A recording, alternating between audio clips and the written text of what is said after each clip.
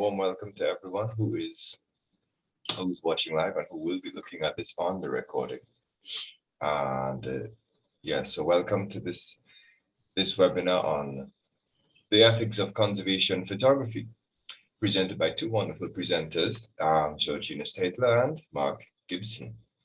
And this is part of the webinar series to do with the Nurturing the Wild photography competition that is currently underway. It opened on January 1st, and the entries will close off on the 15th of March. And this competition is brought to you by the Nurture Nature Campaign, the Trinidad and Tobago Photographic Society, and myself, Faraaz Abdool.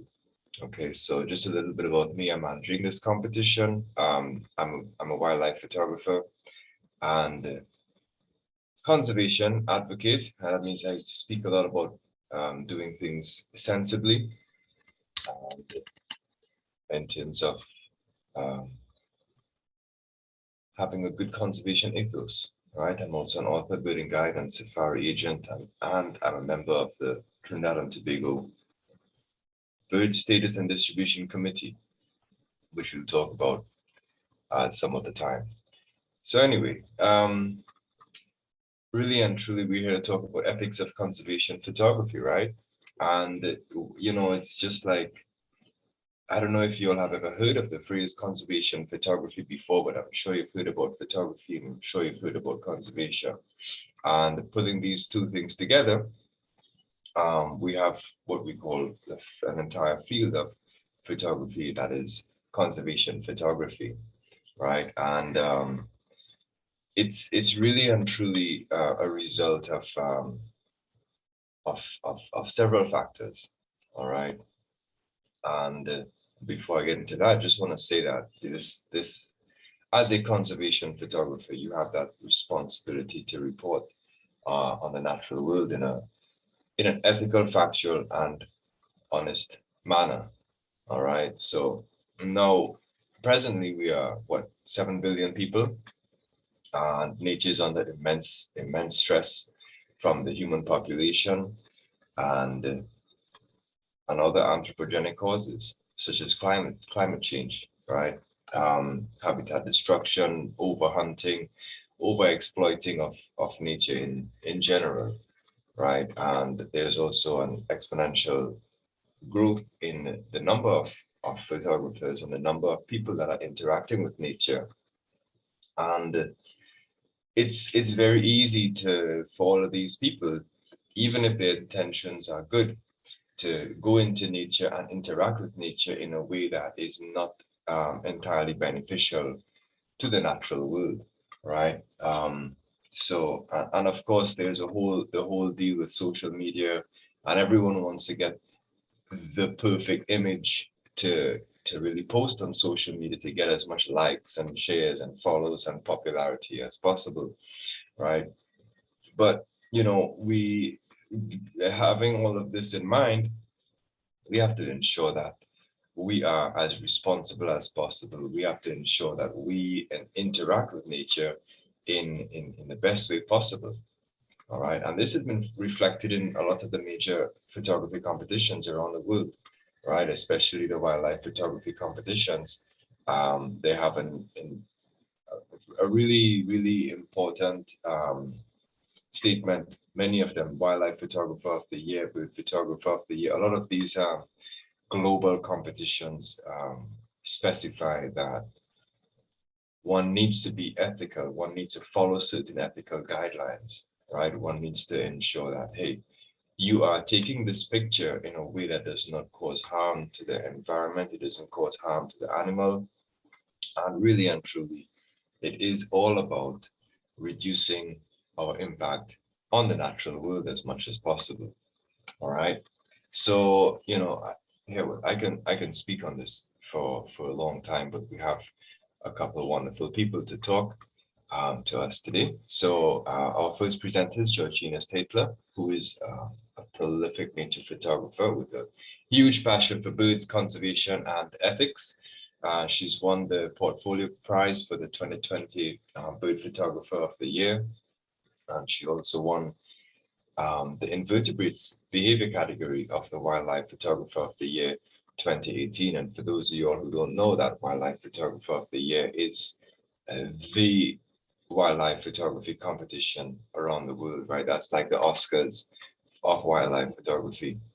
And yeah, so I mean, anyway, we'll talk a little bit about that eventually, but yes, I just remember, Georgina, I just remember it's the image of the wasp taking some mud to go and make its nest and so on.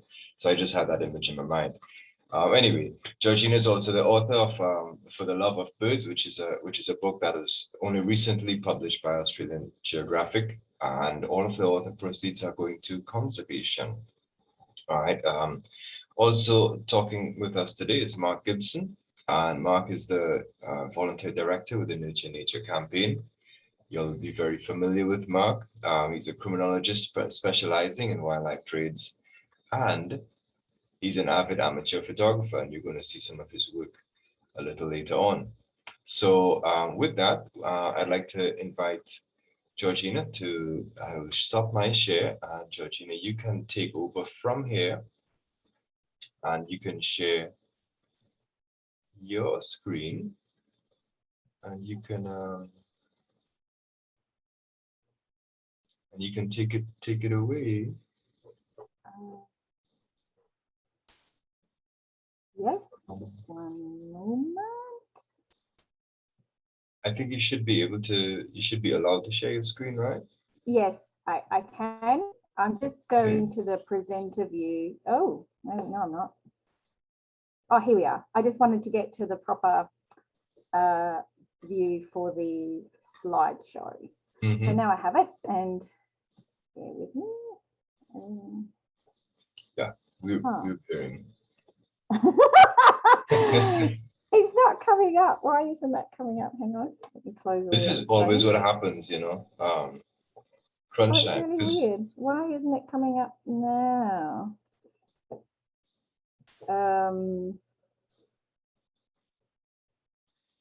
Share. Oh, I see. Hang on. Idiot. Don't worry. I'm an idiot. A different screen. I got it. I'm blonde. Okay, so we're on. We're good to go. Ethics. Have you got it now? Yep. Perfect. Okay. Excellent. So I'm just going to start out. Well, when we talk about nature photography, it's basically anything. It's the natural world. So and some images these days, birds in animals in urban environments are also becoming important to photograph. But normally, and especially when you're talking about conservation photography, that's often quite central to the message. But basically, it's photography that features wildlife, natural landscapes, and other aspects of the natural world. So why are images of nature important in modern society? They're really, really important because social media is everything today. It's just taken over the world. There's millions of people that look at social media every day. And whenever you I actually talked to a politician, a retired senior politician in Australia a few months ago, and I said, how can I try and influence or make a stand on certain nature issues? And she said the number one thing I could do, and I have a legal background, so I thought, oh, maybe I could use my legal background to be really useful. She said, you know what? Social media. That's the number one thing. Anything that's going to change governments is pressure from people. They're really concerned about what people think. So this is why it's really important that we have nature images, because conservation organisations, for instance, in Australia, after the fires that we had, it was really important. I urged people to go out and take lots of photos, because as we're going into the future, we need to remind people of the devastation that was caused by those fires. And some things can be quite emotional to photograph, or you might not want to photograph dead animals being burned or something like that, but it's actually really critically important that we capture these images now so that they can be used, because images are everything going forward. So I can't emphasize that enough. Don't be shy about taking images. If you see something happening, take a photo with your mobile phone, anything, because it does matter, and organizations are to have an impact. And we can talk about, can nature images change the world? Absolutely. And I think the next slide will show you an image that has changed the world. There is another image in Australia, for instance. Many years ago, they were going to dam a beautiful river in Tasmania. And this nature photographer captured this beautiful image from the river. And that image was used in a campaign to try and protect it, and actually changed the government. And they say it actually changed the way people voted across Australia. And as a result, legislation was imposed to protect that river. So if we didn't have that amazing image that captured the beauty of an area, that would not have resulted in this legislation that helped conserve it. So really, they really are important.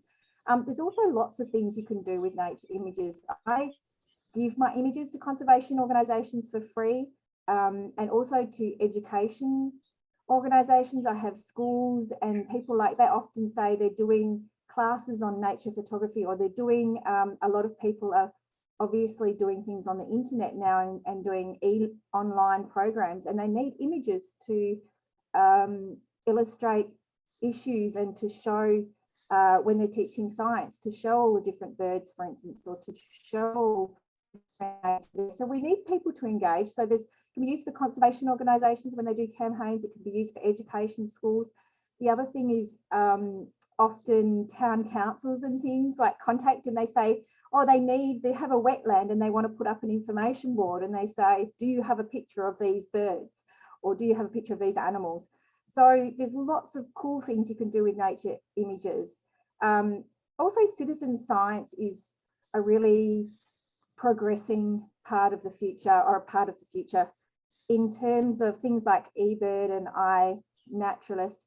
It's where you photograph things out in the field, and what's contributing to a international database, and we're getting a picture of what plants are where, or what insects, all the different aspects of the natural world can be recorded by you on your mobile phone, and you upload that data. It's really important, though, with those things that we do consider the ethical side of it as we're going forward. One thing I am concerned about with things like eBird and iNaturalist is if we do have rare birds or nesting animals, there needs to be some kind of filter, because we don't want to share the location of everything with everyone because of the impact. So there's a lot of issues there, but it still is a really exciting way as a person to engage. So a couple of months ago, I went out and photographed all the plants, the common plants around my area, and then put it on iNaturalist, and different people from around the world, in fact, could identify the plants, botanists and things like that. So it's a really, really exciting thing to do. Okay. So when I can change the world, the one on the right by Justin Hoffman, that was in the Wildlife Photographer of the Year competition a few years ago. And when I was in London at the awards, they said that one image of the seahorse with the cotton, what are they called there? Cotton tips, actually resulted in changing legislation of several countries. What it did is it just propelled the movement against plastics in the ocean. So it had a fundamental, it's probably the image they said that has had the biggest impact of any image in the world. And you look at it, it's not a really glamorous image, it's not, but it tells a story that is so important, and it tells it in such a simple way. So you don't need to be like really clever or anything for conservation or ethical photography. You can just, nature photography, you can be telling a story with your image, and if you're capturing something like that, you're telling, painting a picture with 1,000 words. Is it one picture's worth 1,000 words? I mean, it just epitomizes that. Apologies for that background. So what are the key considerations when you're out in nature? Obviously, you have to be respectful of certain things. So there's got to be laws and restrictions governing governing areas. And I was telling Faraaz I had a interesting experience about the airport. And can you just hold on 2 seconds?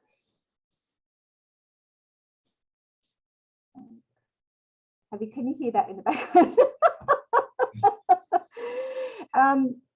So I was in Iran, and for some reason I wanted to photograph this Russian jet that we'd just flown on. And what I didn't realize is the Iranian Air Force headquarters or something were behind. And next thing I know, my husband was being frog marched out by the Iranian Revolutionary Guard. So don't take pictures at airports. So you might see, for instance, animals being transported or something that you think might be great, but just be wary that there are restrictions in most countries of the world. That's not specific to Iran. I think every country in the world has restrictions on airports. Some people have it on government buildings and other places like that. You have to be respectful of, if you take pictures of people in markets or things like that, be very careful and always ask for permission before you take photos, especially depends on what you're going to do with them. You don't alter the photo, alter the environment for a photo. So don't deliberately place things in the photo that aren't there naturally. We want honest shots, and honesty in photography is as much about not adding or taking away things as how you caption an image. Sometimes with bird photography, people have been known to prune around nests, and this is one of the reasons why increasingly competitions have said no to nesting bird images, because there's just so much history of people interfering with the environment nesting. In fact, we had someone here near where I live that actually moved a nest with babies in it to a more photogenic location so that they could get a photo, and apparently it was a top photographer who did that. So this is why, if you're wondering why there's such a strict ban on nesting bird images, this is why. It's just that if you don't allow those, people, it discourages people from taking them all together. And nesting is the most critical time. Nesting or breeding for any species is the most critical time in that species' life. So it requires extra caution. And I myself, if an animal is nesting or denning, I just don't go near it at all. I prefer to leave it as it is. I'm happy to get other kinds of photos. Be honest in your caption. If you've taken it in a zoo, for instance, say that you've taken it in a zoo and it's in a captive environment, don't convey something to be something other than it is. And just remember that it's very easy to lose your reputation. If you're caught out, it's very easy to lose a reputation. It's very, very hard to regain it once you've lost your reputation. And don't obviously cause lasting damage to the landscape. So, of course, the first priority with animals and plants is the welfare of whatever your subject is must come first. So there is tempting when you're taking a shot, you get a little bit closer, but if you get a little bit closer, for instance, to the bird or the foraging animal and you flush it, that's when you know that's going too close. So you have to be super aware of the animal's behaviours and don't get too close. And in fact, to be honest, especially during conservation photography, often the bigger picture tells a better story than a super close up of anything. So it's very, especially in bird photography, people are really tempted to get close, but you really have to stay quite far away. That's why people with big lenses, people always say it's not the equipment, it's the photographer, but people with big lenses do tend to have an advantage. How can you best minimize your impact on the environment? So when I photograph birds mainly, I always think about how is the animal going to react to me? And I see myself as if I'm walking or standing, if you think of it, animals regarding us as like a predator. We're like any other danger in the environment. So the best way you can get close to animals, this is my big tip, is to sit or lie down. This is what I do. And the advantage of that is they seem to know that if you're sitting or lying down, then you're not as much of a danger to them. If you think about it, it takes a long time for you to get up, relatively speaking, and get on your feet and be able to move. And animals sense that, they know it. So you're less intimidating to the animals. Not only that, if it's a bird on the ground or an animal on the ground, getting at ground level actually gives you a lovely blur in the background and the foreground and gets you at eye level with the animal, which actually increases the impact of your photo anyway. So never chase animals. You never get a good shot chasing. If you're chasing, you're acting like a predator, if you think about it, and you're not going to get a great shot anyway. If you sit down, you'll get the natural behaviors. Be patient. Go to an area where you know the animals are, then just sit or lie down and let the animals come to you. It really does happen. I've had really flighty birds like avocets. If I go and lie down before they arrive at the wetland, so I get there really early, and I work out the day before the general area they're feeding in. I lie down, I have a yoga mat that I put out on the ground, and I've had them come feeding past me, and by the time they get close to me, they've seen me for a while, and I've had them come so close I can't focus on them anymore. So they're completely relaxed that I'm there. They worked out that I'm not going to be a danger to them. And in that way, I've got amazing shots, close-up shots of these birds. And it really does come down to avoiding predator-like behaviours. It's always important not to stress birds. And the reason why, or any animal, and one of the things people don't realise is if you use things like call playback, that actually can cause a physiological reaction, a release of stress hormones that can last for a couple of hours. So you might say, oh, the bird doesn't look stressed, but the impact is ongoing. There's also other impacts that you don't realise. So, for instance, you might be calling a bird off its nest, you're diverting it from what it's doing naturally. So you should also, I'm just going through here, show your actions are complete, true and accurate, not deceiving the viewer, being honest with your methods employed for getting the shot. I always think if you're too embarrassed to say how you got the shot, or you're leaving something out about how you got the shot, then that's probably your conscience telling you that you did something that you're not proud of or you suspect wasn't the right thing to do. Things like deliberately flushing birds. So if you have raptors, sometimes people deliberately flush them so they can get the raptor taking off. That's definitely not okay. And for instance, migratory waders have often flown thousands of kilometres and they've landed on this beach to feed, and they need to feed to get their energy and back.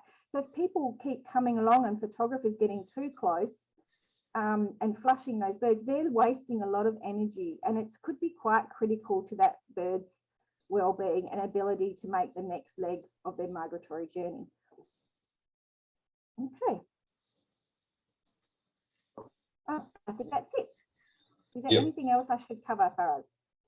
I think you're good. Thank you, Georgina, for that wonderful bit of information there.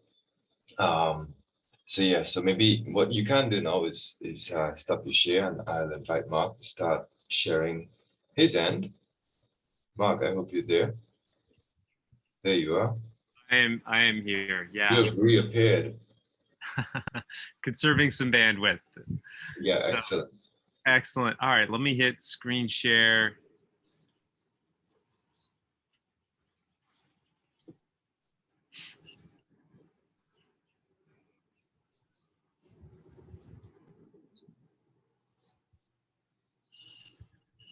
Meanwhile, we have ambient bird sound. That's right. Oh, I love that bird sound. Got battling hummingbirds, parrots, and plenty more here. So, yes. Well, great. Well, thank you. It's hard to follow up Georgina, but I will do my best here. My role has been less on the aesthetics and more on the documentary side of photography in different roles over my career. Typically, I'd say I'm a nonprofit criminologist, so working with NGOs and asked to help document issues that they are trying to work on. Oftentimes I'm doing more social science work, interviews, focus groups, records reviews, but also going out, put my shoes to the street level and seeing what we can document. So just sharing some insights that I've picked up along the way, and what we might call ethical documentary photography. So what do we mean by documentary photography?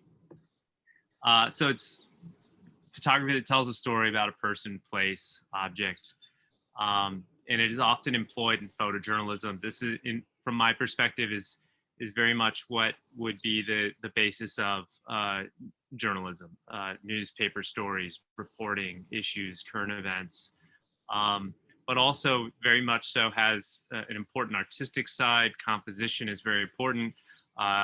It's not usually something that I'm able to think so much about if I'm, say, documenting something that's illegal, but hopefully we get enough content in frame and enough to tell a story, and sometimes it might look aesthetically pleasing. And it's also an important part of conservation photography, and that sometimes, as well as Georgina was pointing out, sometimes maybe the best looking image is not the one that's going to be the most compelling.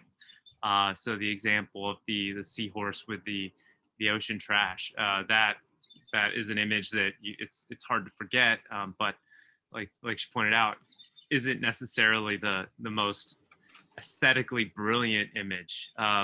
So what do we do to take important photos? Key thing, just repeating really what Georgina talked about: authentic representation, time, place, subject, making sure that you're not actually manipulating the photo beyond color adjustments or basic cropping, but keeping to the actual content representation of what you're seeing. In documentary work, sometimes I've encountered situations where people ask for incentives. That's not something I engage in, although it is something quite common in social science research. And then the idea of staged events and versus planned safaris. So this can definitely be an issue as well with people, that you can stage something happening in front of you. And that's also something that's important to discourage. That said, if you're going out for a particular image, a scene in a street, a public space, and you know this is likely to occur during certain times, you might just sit and have a coffee and wait, and that would be a photo safari. I like to point out in documentary work, though, that you are still fundamentally a storyteller. So what is authentic still has quite a bit of degree of interpretation. So just as a little example, this is an image taken in a public space in a Guatemalan village with really, really adorable villagers. And they came by and they really, this was extremely rural, very, very remote. They wanted to see everything about how the camera worked. And of course, they weren't really familiar with how do we pose for a photo. So I would say this is just as authentic as, say, one where I'm teaching them to have a little bit more fun with the experience, right? So representation is important, and you as a photographer get to engage with your subject, and it just comes down to what you're trying to represent. In this case, I really wanted to try and capture some of the fun that they were having. They were dancing all around me, wanting photos, and then as soon as I pulled the camera up, it was very serious faces. So this was a chance to get a little bit more of the energy back. Couple other important considerations are place and person permissions. The Nurture Nature competition does ask photographers to make sure they cover their bases. If they are taking photography that requires a place or person permission, that they have thought that through and they've done their work, their homework on this. But it isn't something that I find that everyone really understands. So there's some elements here that we can cover, and then I have a few images from my own work that I can just talk about how I covered permissions and why I would see these as ethical photos. So talking about place permissions, public areas. These are typically legal and ethical to photograph. Typically being that sometimes you do have in certain countries additional restrictive laws. So public spaces, beaches, parks, state forests, urban areas, the street. You can generally take a photo there and use it with a couple caveats. One being non-commercial. So if you take a photo in a public space and it is for commercial, you have to check and make sure you do not need a release. Some locations are in fact copyrighted. Famous cities have views that you are actually not allowed to take a picture of and sell. And the same thing is if you're taking an image of someone in public and you're using that in a commercial way to sell a service or product, that would also require a release. And if you have also, say, a sign of a restaurant, you would need a place release. Important consideration is that what might seem public is not always public. So malls, zoos, certain locations like that, planes, taxis, places that are open to the public are not necessarily public. So you should be careful about that. Amusement parks and other locations that are very much wanting to get in as many people as possible would very often, however, have policy statements to explain what can be taken, what can't. So a lot of locations would allow non-commercial photography, selfies, things that you're going to share on social media. But it's important to consider what is this space you're acting in. And then lastly, if fully private locations do need permission. All right, this is if someone's home, or like I said, possibly a plane or a taxi, somewhere that's actually private property. You have to be careful with that and make sure you get your permissions in order. So that's place permissions. Person permissions. So like I was saying, you can photograph people in public space with permission for non-commercial photography, but that has some limitations, right? You may choose later to use this for commercial use. So then you're going to say, oh, wow, I did not get a release. So this is important to get the person's permission, even if you're not so sure about the ultimate use. Also, what is legal is not always ethical. It comes down to the individual photographer, but I think you have to be extremely careful.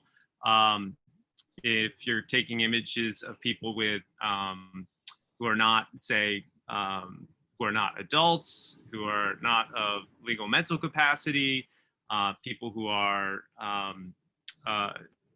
in any way sort of limited in their ability to make judgments or participate, the homeless, any sort of sensitive communities.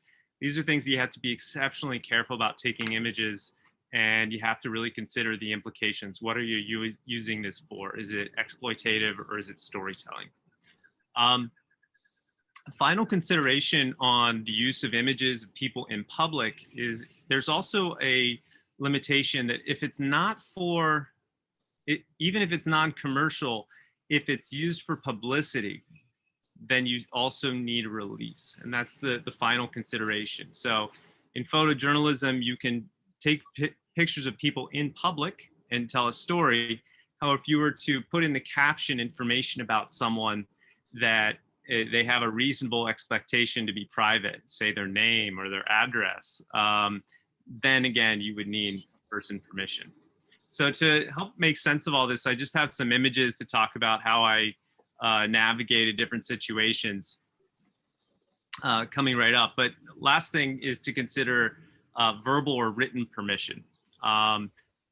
Written is always best, absolutely. You may get into situations, however, where say it's private property and it's your uncle or your aunt, you have a reasonable expectation that this is safe.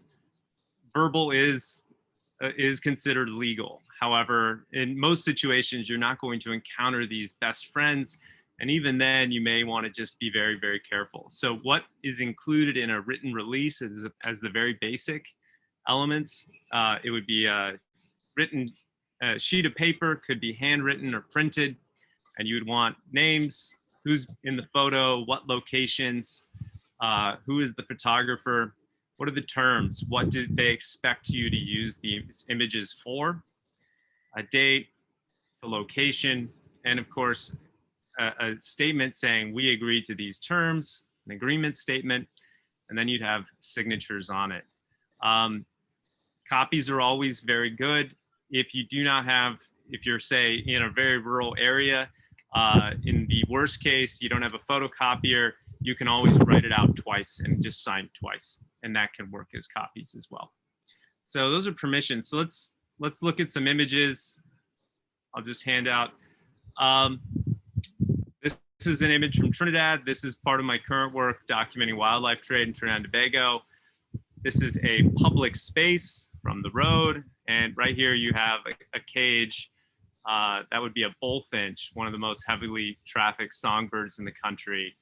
And in this case, I did not need a place permission because it is a public space. And I did not need a person permission.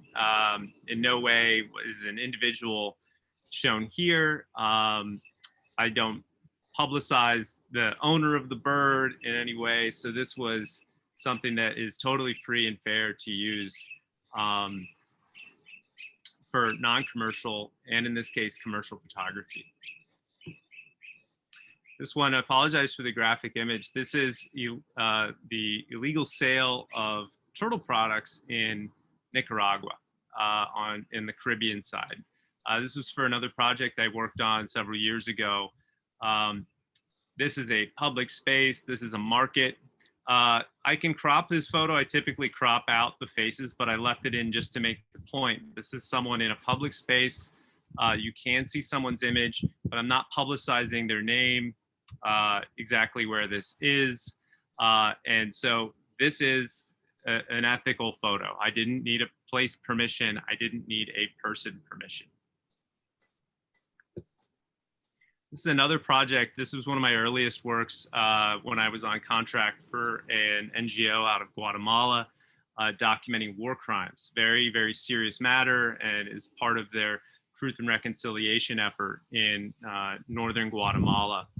In this case, I did gather permissions. I was part of a forensics team. I was contracted out, and because they didn't really have much money, I was also a storyteller as a photojournalist. So I had releases for the land I was on. It was a farmer's land, and I had releases for the parties.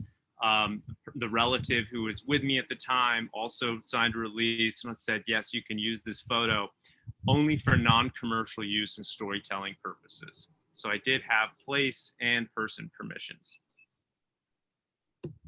And then finally, here's another project I worked on in Ecuador, documenting bycatch on shrimp trawlers.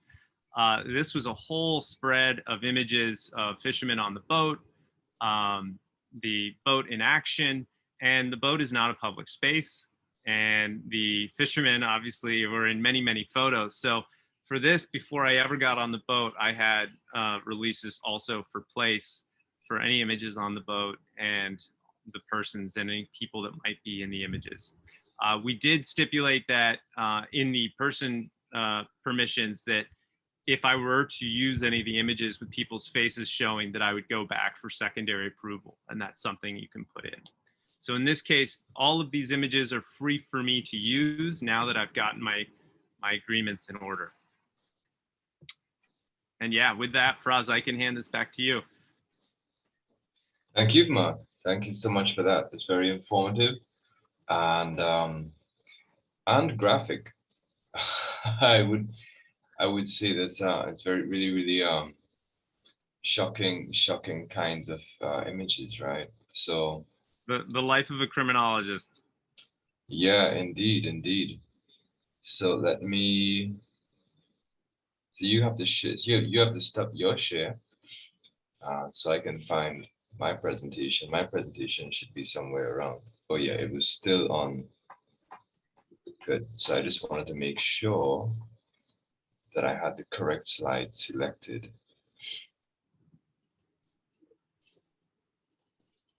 Alrighty. Good. So we're back here, competition guidelines, and I'm here to talk to you a little bit before we close off because we're nearing the end of this presentation. Just to speak on what do all of these things mean for the competition, right? And I will be reiterating a lot what Mark said, a lot of what Georgina said, and even some of what Eladio had said in our previous webinar. Eladio is of course another one of our judges. So yeah, I chose this image here of a common potu to put on this here because, as you can see, this bird is more or less asleep, and if a bird is asleep, that would more or less mean that it's pretty comfortable. All right. And it's a lot stronger with the bird asleep. It shows what it does a lot better than if it were daytime. And this is a bird that sleeps during the day. And if you have it in the daytime with its eyes wide open, that means that you are stressing the bird, and that means that you're interrupting its daily cycle, and therefore not being completely ethical. All right. So for the purposes of this competition, and what I would advise for you all as photographers when you are going out, even if you are not taking pictures, but if you're just going out and experiencing nature, these are the things that should be your guidelines as to how to responsibly interact with the natural world. All right. So first of all, please avoid harassing animals, right? And also avoid harassing plants and trees and fungi and every single aspect of the living earth. All right. So don't take a knife and etch your name on a tree and think that that's fine, right? That's also harassment, right? This competition is not going to be accepting any images of nesting birds or birds in the nest or extremely young birds or young animals that cannot yet fend for themselves, right? This is the most vulnerable and important, critical time in their lives. And we do not want to have any avenue that is going to possibly be open for any sort of unethical behavior, right? So if you might be thinking about it and thinking, hey, you know what, I think I know how to behave, and that's fine. You very well might be, right? But you cannot vouch for your neighbor or someone else. Is everyone going to be doing that, right? So as that very famous Australian photographer did, actually relocating a nest to a more photogenic location, as if I was flabbergasted by that. Um, we don't want to chance that. All right. We don't want anyone to cut a branch that has a nest on it and take it outside and mount it on the gate with a nice background or whatever. I don't know what people think about. But yeah, we want to really ensure that the next generation of wildlife has the best chance possible, because they are very important for the future. All right. The use of audio playback to attract birds and other wildlife for a photograph is definitely not allowed in this competition.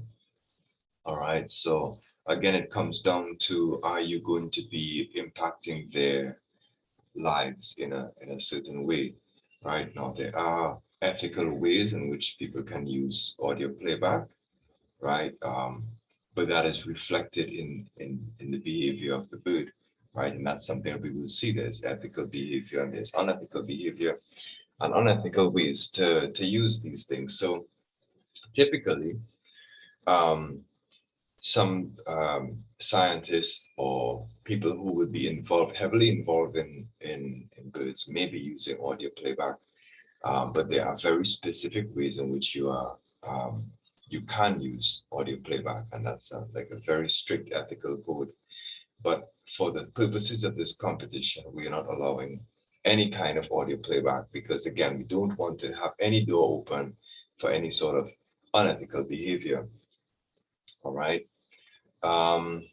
We don't allow baiting of animals using live bait, right? Which should go without saying, but but please don't do it at all, right?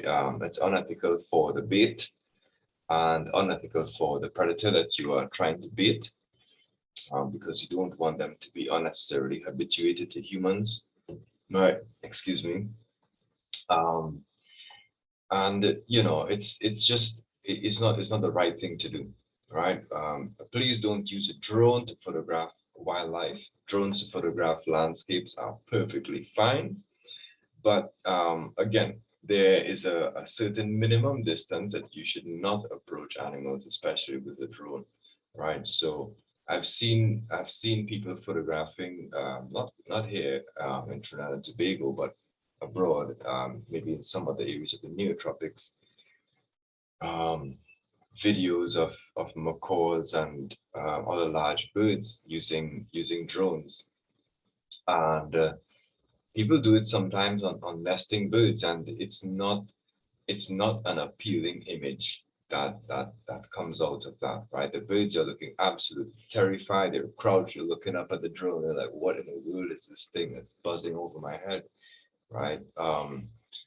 So it doesn't make for an aesthetically appealing photograph, nor is it, more importantly, nor is it healthy for the bird, right? Or ethical.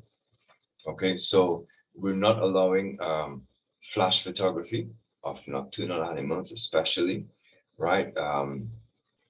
And this is not to say, well, hey, I'm just making your life difficult, right? This is really and truly based on the fact that nocturnal birds, especially those that hunt by sight, their eyes are very sensitive, and flash photography involves a sudden burst of high intensity light, which can and has been documented to damage the retinas of these animals.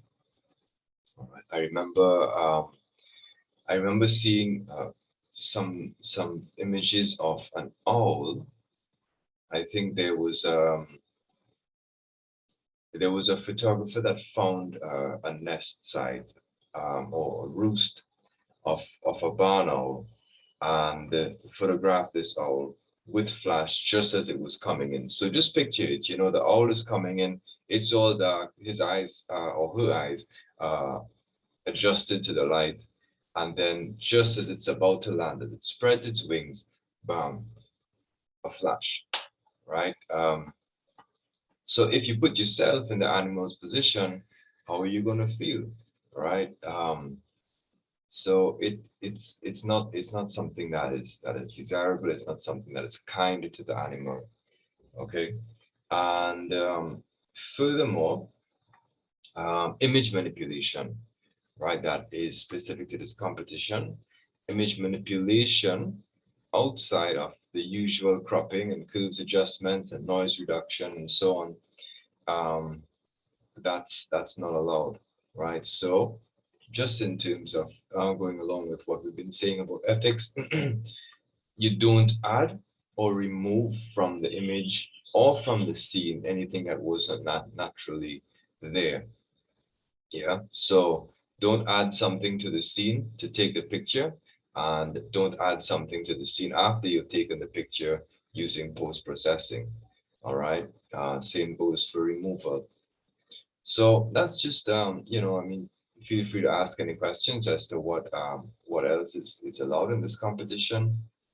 But yeah, the bottom line for this whole thing about being ethical is honesty, right?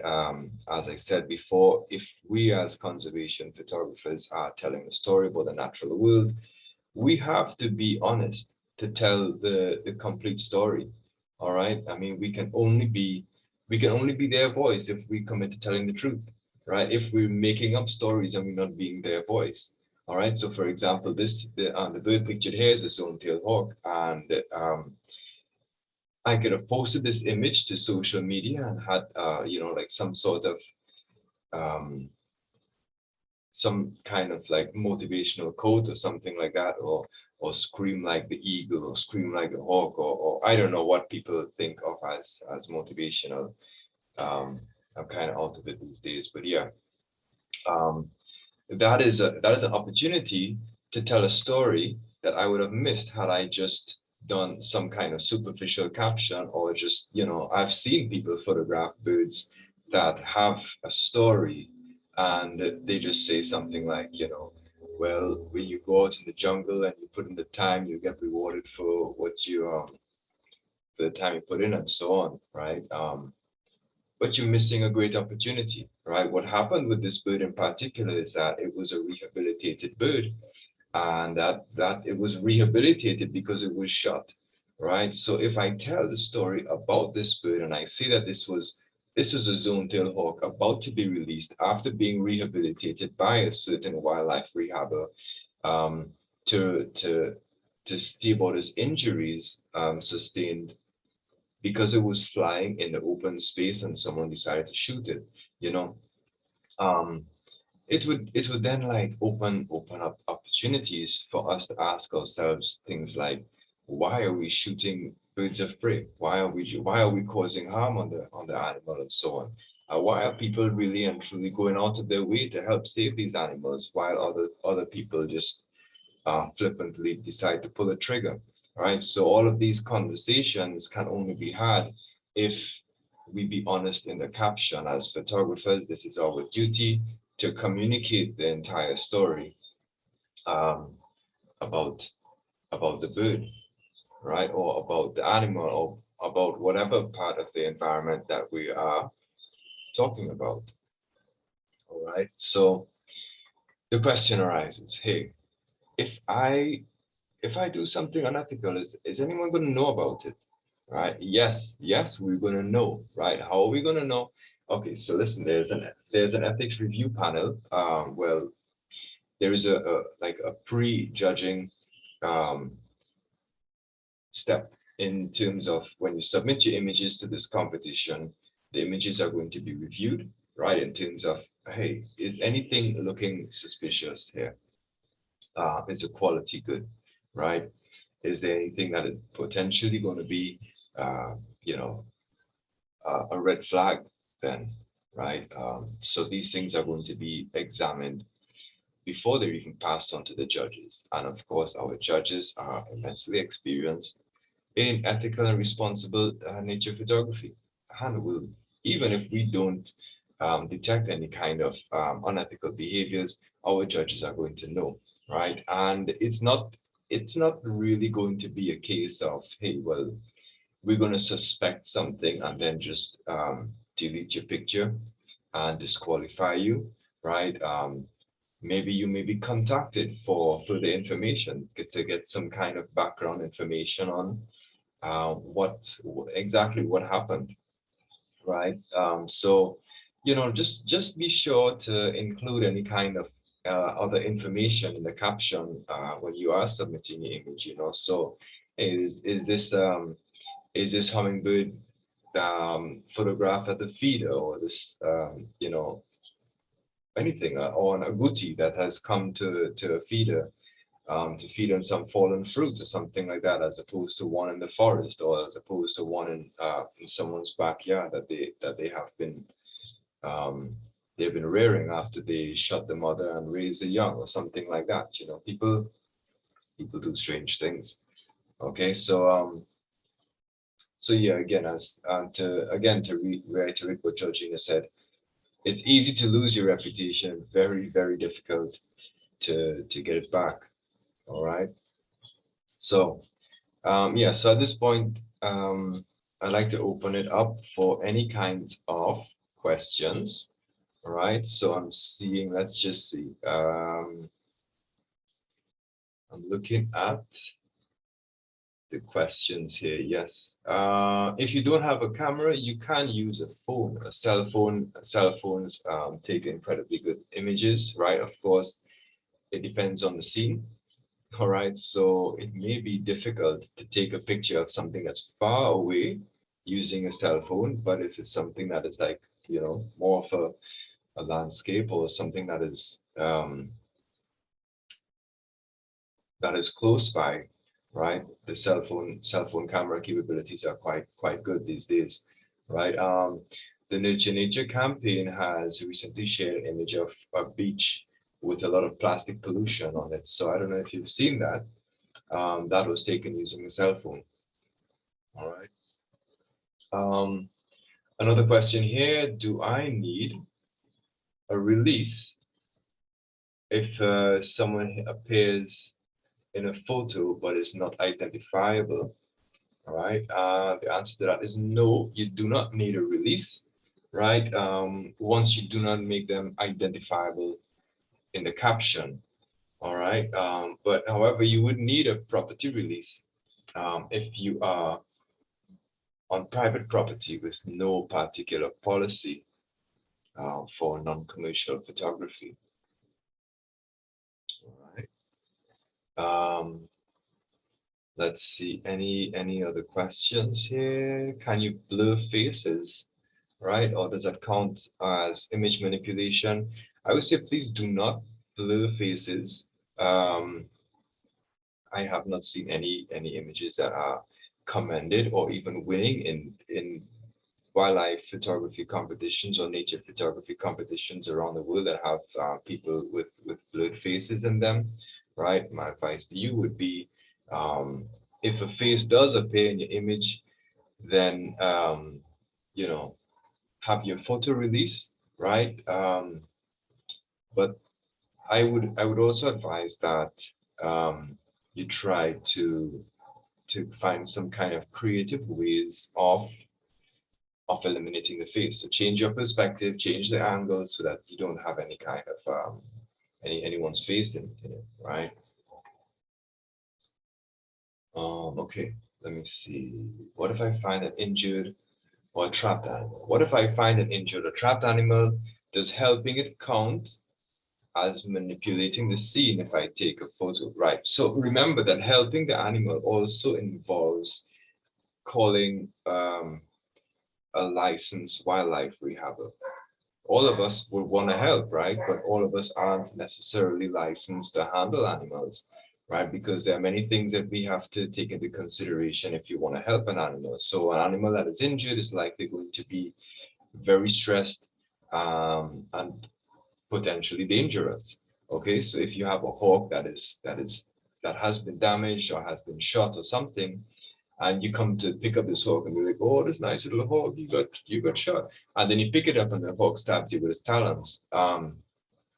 If you don't know how to handle it, you can get injured. If it's you know, like a frog or something, and you have something on your hand, remember they absorb things through their skin, so you might harm them, you might get them sick, and so on. So I would say that the first thing that you have to do in terms of helping it is call someone who is a licensed wildlife rehabber, who will be able to help you help the animal, right?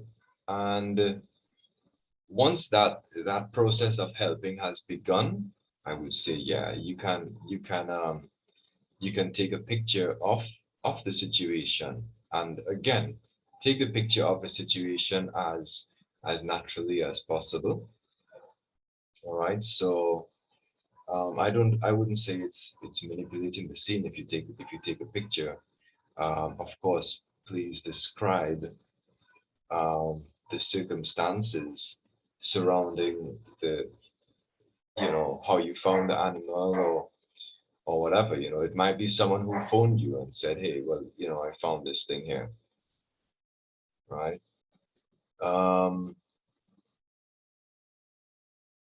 So I hope that answers the question. I'm seeing another one. People who have been a photographer for 5 or 10 years might have an advantage. Can the photos from the competition be used to highlight conservation, preservation, and extinction? Yes, I would say absolutely. The photos from this competition would be used to help spread awareness about the plight these animals are facing, right, and the need to preserve their environment. All right. And yes, while experienced photographers may have an advantage with nature photography, of course, it is a lot is a matter of luck and chance and just being in the right place at the right time. All right. Of course, Georgina, Mark, you're welcome to chip in and add anything that you'd like to add to these things. I find I'm just talking, but but yeah, I'm looking here. Yes, I hope that answers your question, right? Part of the terms and conditions on entering this competition is that the Nurture Nature campaign can use these pictures for future work in conservation advocacy and again spreading awareness, right? So yes, you are entering a competition, but you're also helping in a greater campaign to bring awareness to a lot of issues, right? Okay, so another competition, not another competition, another question. Can you take a photo in a zoo or wildlife rehab center once you get the necessary permission and say where it was taken? Yes, indeed, you have been paying attention to this presentation. The necessary permissions, of course, and be honest, saying where it was taken, and if possible, even tell the story of how the animal ended up in the wildlife rehab center. Yeah, because that's what we want to know. That's what the public needs to know. Because I would say that the majority of the public in Trinidad and Tobago doesn't even know that there are things like wildlife rehabilitation centers. All right. I remember once a few years ago, I was at a beach photographing migratory birds, and there was a man there with his young son, and he was throwing stones at the birds. And so I obviously I approached him in a very calm manner, I must assure you. And I said, "Hey, why are you doing that?" And he said that his son wanted to see the birds flying, right? And I'm thinking, well, okay, well, it's nice that you're doing this for your son, but it's your duty also to set a good example for your child, right? So I let him know that, hey, if perchance one of these stones happens to strike one of these birds and damages it, whose responsibility is it? Are you aware that there are people who are really and truly, um, as we say here, catching the tail to provide um, resources and they're operating on volunteer donations and all of these kinds of things. And these people are really, really trying hard to make ends meet, to try to provide care for injured wild animals, right? These are a couple of wildlife rehabilitation centers, and now they have to mobilize, and they have to find the resources to go now to retrieve the bird, to then get medication, to then to try to get an X-ray for the bird, then to feed the bird for a number of weeks, right? And it could be months if the feathers are damaged, if the bone is damaged, and so on. And all of these are knockdown effects from a simple act of just throwing a stone to make a bird fly, right? So that person didn't know. That person had no idea that these things even existed. So absolutely, include as much information as you can as possible in the caption, so that as many people as possible can know that, hey, these things exist, and there are people who are really, really trying their best and to make the lives of wildlife a lot easier, right, after we've caused them harm, unfortunately. Something else about it, even trying to get a bird to fly for a picture, as Georgina said, some of these birds, they just flew several thousand miles or kilometers to get to here, and they really don't want to be flying unnecessarily. Think about if you've ever gone to a hike and you finally sit down, and then you have to get up because you forget your bottle of water somewhere, and like, oh gosh, I have to get up to get my bottle of water. You don't want to get up, right? So think about that and multiply it by 1,000. Let's see. Can I accompany a hunting party? Would this count as wildlife harassment? Of course, you can accompany a hunting party, right? It, the question must be asked if you, as a photographer accompanying the hunting party, is wildlife harassment, or is hunting the wildlife harassment? That's a question that needs to be considered also, right? But that's a personal view of mine, and maybe we can have another webinar on that some other time, because that's going to last quite a bit.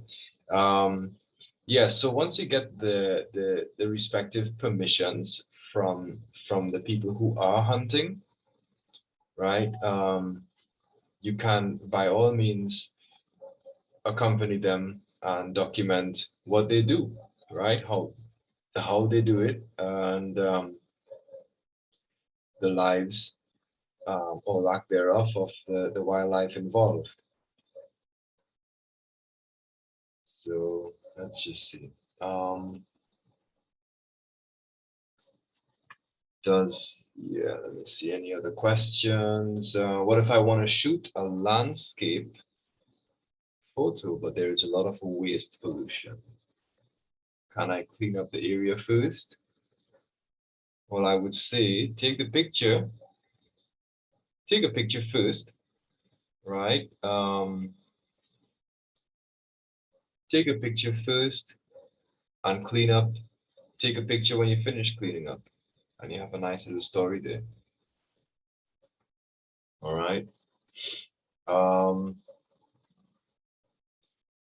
For the caged lives category, it's actually captured lives. So our three categories, in case you're wondering, we have captured lives, so lives that have been freedom that has been stripped from animals in some way, wild and beautiful, which is really like the ecotourism potential of this country, and biodiversity in danger, which is like how beautiful is a biodiversity and how is it in danger, right? So yeah, even human interaction with that endangers biodiversity is also accepted.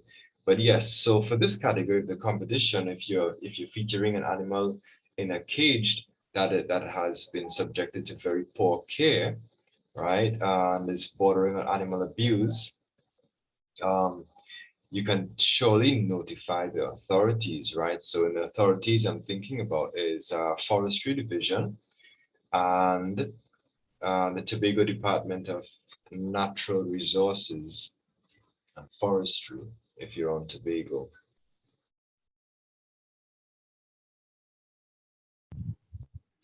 Hey, Faraaz, I just wanted to see, I wanted to make sure your position. So it's okay to clean up pollution in a scene for landscape. Yeah, I would suggest that you take a picture before you do it, and then take the picture after, because at the end of the day you are helping. I would not say don't help to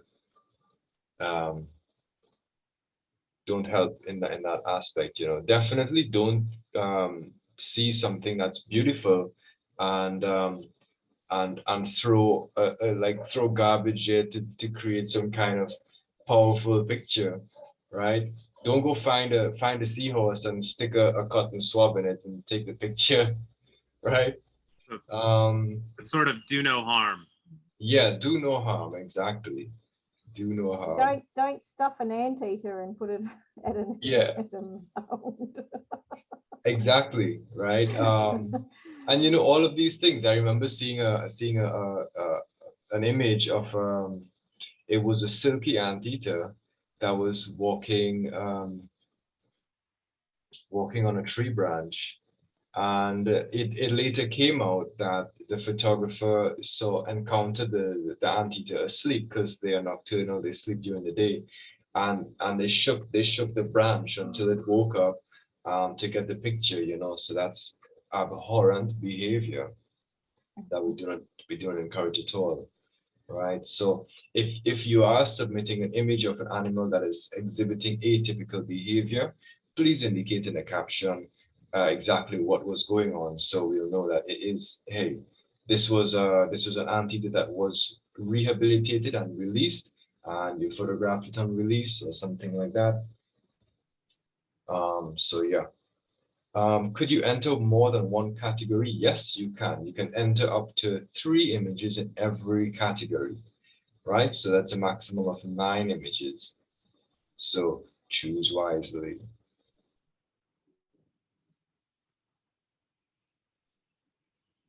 Are there any other questions? I think we've, as far as I can tell, we've covered a good few of the questions, if not all. Mark and Georgina, is there anything else that you'd like to add before we end? Because we've gone over the hour. No, I think you covered everything, Faraaz.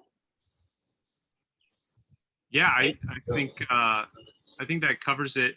Maybe a couple things, just because I had the points on the permissions, thinking about a couple situations.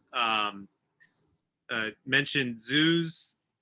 Some zoos, particularly larger ones, will tend to have a posted policy allowing non-commercial photography. So you don't have to go to them direct.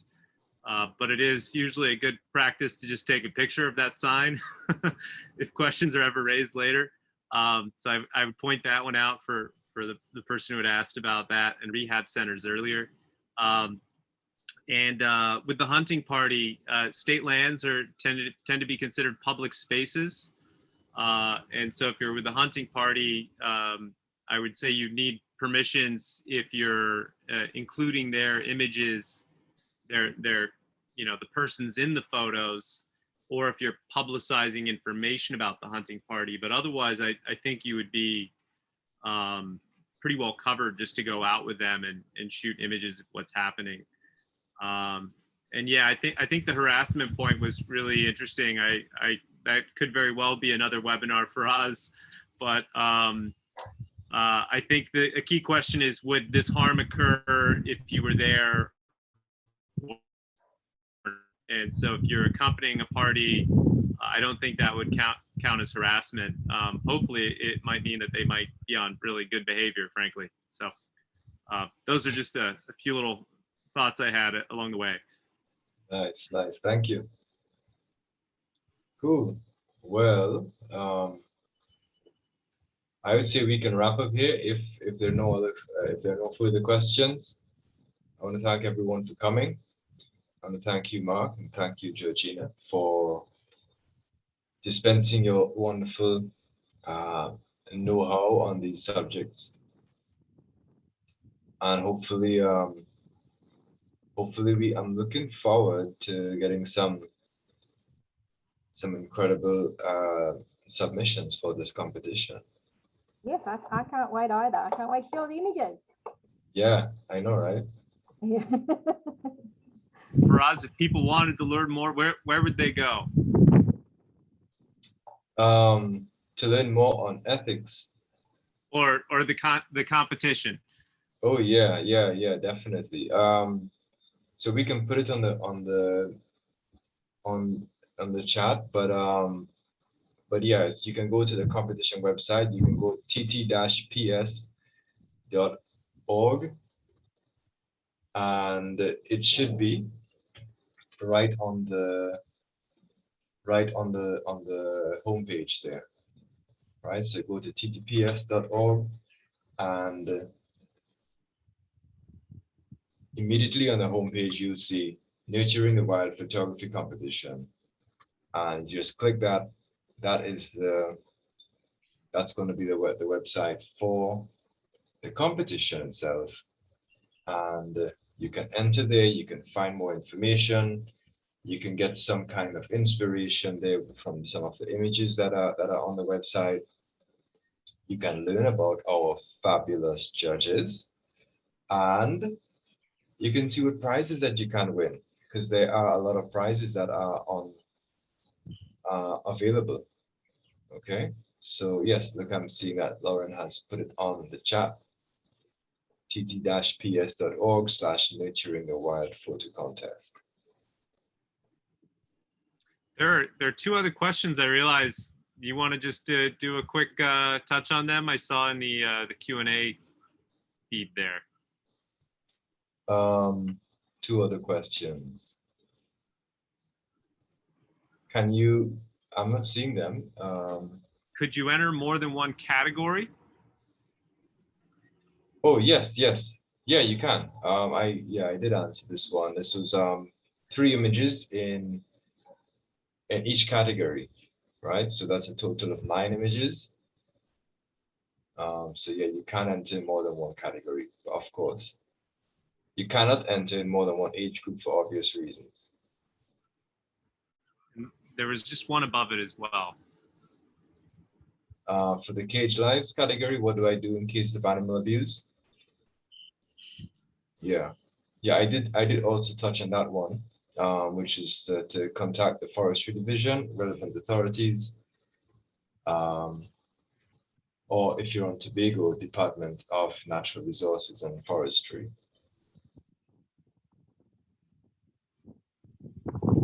Right. Yeah. So, I'm seeing one more. Can I enter a photo that I've already posted to social media prior? Of course you can. Of course you can. I think that just in terms of general photography competitions, if you have entered an image that has 1, Georgina, I think you can help me out in this one. But it's like I remember vaguely there is a stipulation on entering an image that is currently in another competition or currently or has been awarded. Do you mean in this competition what the rule is? No, in general. In general, it depends on every competition. So some allow you, but usually what the judges say that if it's won and it's like people have seen it, they're unlikely to award it again because it's already won. So it is a factor that's taken into account when you're judging. So because obviously each competition wants to have unique images, hopefully. So it is a factor. It doesn't necessarily discount it though, exclude it though. It depends on the rules. Some competitions exclude it, some don't. If they don't exclude it, they usually say that it will be something that they'll take into consideration when selecting winners. Mm-hmm. Yeah, I think we do that in this competition. We would take it into consideration, but I would not say that we are going to exclude it. No. And that's something that has pertaining to an image that has won a competition before, right? If it's something that has just been on social media, yeah, by all means, submit. Yes, submit social media wouldn't be a problem, no. I wouldn't think. Correct.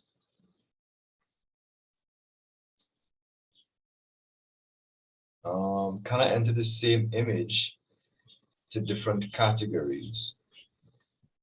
Well, each category has a particular theme that goes along with it. Now, because they're all like nature photography, I understand that there is some kind of theoretical overlap. All right. But I would say try to not enter the same image in different categories, right? That I think that's my personal opinion is that that's wasting an entry, right? So you have one image that you have to select which category does it suit best. And if you are unsure and if you are thinking, well, it may not be this one, then you know, the caption is going to also help you to streamline it for a particular category. And I mean, you can enter more or less anything, you know, even something like, let's just say a category like biodiversity in danger, right? You can enter an image of such as something like this hawk here that is part of our biodiversity and it is in danger, but the image does not immediately say that, but you say it in the caption in terms of why did this hawk end up in rehabilitation and so on. And in a similar way, you can also enter an image of let's just say in the fish market, and several shark pups that are on a table, right? They're dead already, and it's a totally different image. But this is a reason why the biodiversity is in danger, right? So it's all a matter of the image that you take combined with the caption that you provide, and that's going to ensure that the image suits a particular category. So there's no rule saying that you cannot enter the same image in different categories. I don't advise it because I believe it's going to be a waste of an entry. Think carefully as to where you want to put your image and what does that image reflect. Because these are not just snapshots, right? These are conservation photography is all about purposeful imagery to tell a particular story. So can I also add there, I know it's a chief peeve of some judges if you enter more than one image in a series. And, you know, I've probably done it myself in the past where you've got a series of photos and you don't know the best one. So you stick them all in. yeah. Don't do it. Don't do it. So at some point, if you've got similar images, just pick one of them.